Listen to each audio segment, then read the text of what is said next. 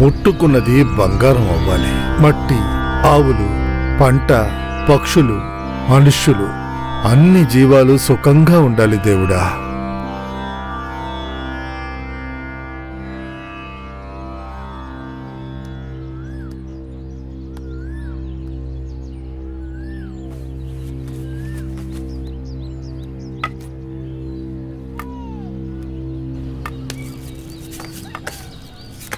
అయ్యా నమస్తే అయ్యా.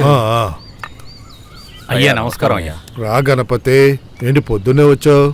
అయ్యా ఈ పక్కనున్న తోటని మీరు కొనిచ్చారు కదా, దాన్ని నేను రిజిస్టర్ చేసుకున్నానయ్యా. అదే చెప్పి వెళదామని వచ్చాను. చాలా సంతోషం, బాగుండయ్యా.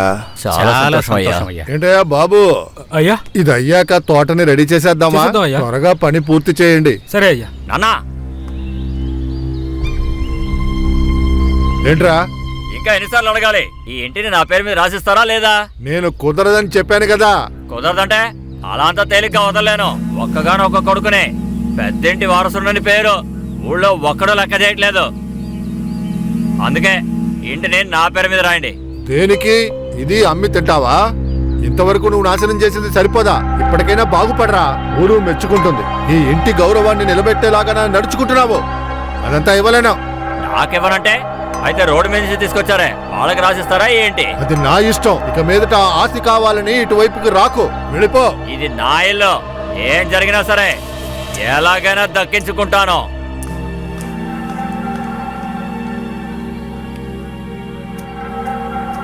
అన్నా అన్నా అన్నా, గొడవ పడద్దన్నా, తాతయ్య మంచివారన్నా. ఎంత మీ వల్లేరా? అన్నా కోపడద్దన్నా. అన్నా అన్నా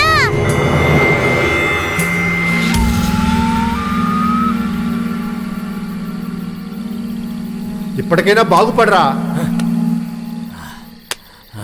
ఇంతవరకు నువ్వు నాశనం చేసింది సరిపోదా? అదంతా ఇవ్వలేను. మన కుటుంబ గౌరవాన్ని నిలబెట్టేలాగా నడుచుకుంటున్నావు.